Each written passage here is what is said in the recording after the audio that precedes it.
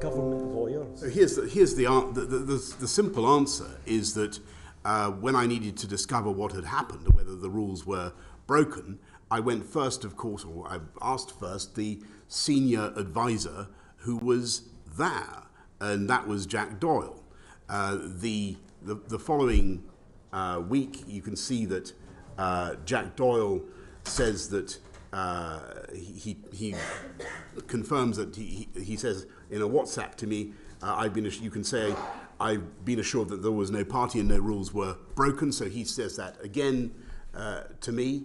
I also then rang James Slack, and both Jack and James Slack are people I have the utmost regard for, and I believe they would be completely straight with me about what had happened. And they both said that the rules had not been broken. And the reason I didn't ask a lawyer or another senior civil servant is because they were the people who'd been there.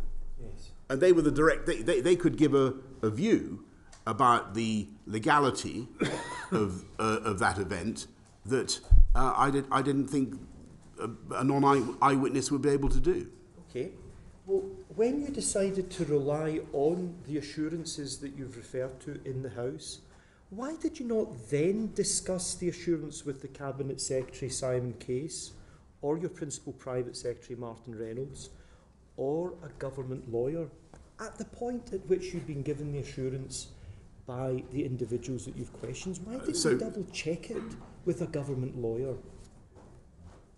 First of all, Martin Reynolds, in addition to being my Principal Private Secretary, is a lawyer, and his view of all the events, as you'll see from his evidence, is that he believes that we followed the rules at all times, and that was certainly what he said to me.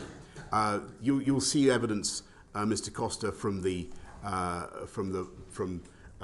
my submission that at least a couple of MP colleagues remember from the morning meeting that I asked generally, did we follow the rules, were there parties, and the view of the assembled civil servants and advisors was that no, we hadn't broken the rules, and that's what they said. The MPs that you're referring to are the ones at paragraph 90 of your written submission, where you state that the evidence given to us by Sarah Dines MP and Andrew Griffith MP saying officials gave you assurances at your daily office meetings. Those are the additional assurances that you're referring to? Yes, and it's not clear what date that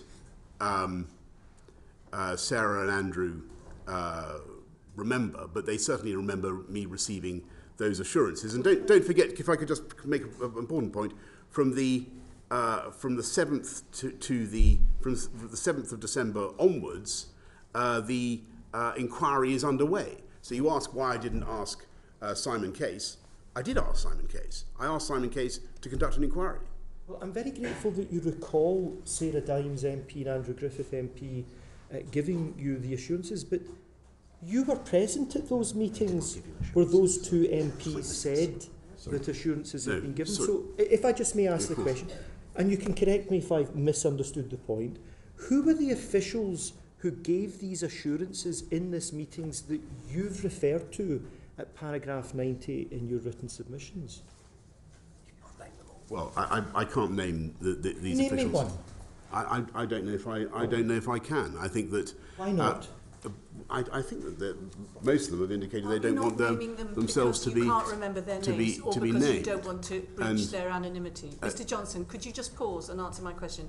Are you not naming these officials who you say were giving you these assurances because you can't remember who they were, or you can't remember their names, or because you don't want to name them because of confidentiality? There's at least one advisor that I can think of that who was asked not to be named, and she would have been in the morning meeting, and I don't want to. Well, could you follow that up in writing through your lawyers to the inquiry, confirming the name of the individual that you recall gave you the assurance that the meetings referred to by these two? But if I may say so, Mr. Costa, I don't quite follow the direction of your questions, because it's clear from what I've said that I was assured repeatedly by different people and on different occasions that the rules have been followed. And we're trying to ascertain who these individuals were, so it would be very helpful if you could follow up with the individual that you've just referred to. Now, could I ask the team to place slide 9 on the screens, please? Now, slide 9 refers to a comment made by Mr. Doyle, and that will also be found at page 74 of the bundle. Mr. Doyle is asked a question. Was there a discussion in this meeting, the meeting of the 8th of December 2021, whether COVID guidance was adhered to at all times? And Mr. Doyle states, quote, "I did not advise the Prime Minister to say this, no." So Mr. Doyle says he did not discuss with you whether any gatherings had been compliant with COVID guidance.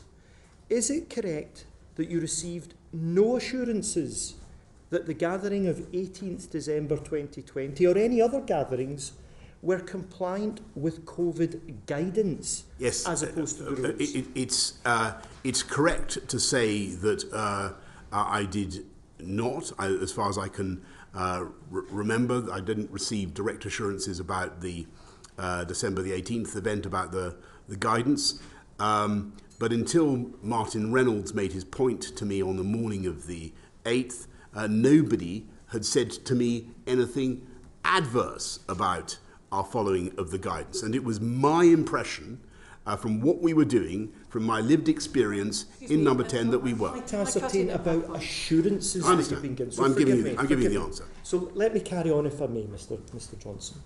Can I ask you to turn to pages 70 and 73 of your evidence bundle, and you'll see excerpts from Mr. Doyle's signed witness submission. Now, Mr. Doyle says, and I quote, "The lines that were drafted for the Mirror," that's the Daily Mirror, "became the basis of Mr. Johnson's lines to take in Prime Minister's questions on the 1st of December 2021, end quote. He also says, in relation to a conversation he had with you on the 30th of November, quote, "I said that we have had an inquiry from the Daily Mirror." He said, "What is our line?" End quote. Page 76 of your evidence bundle shows the lines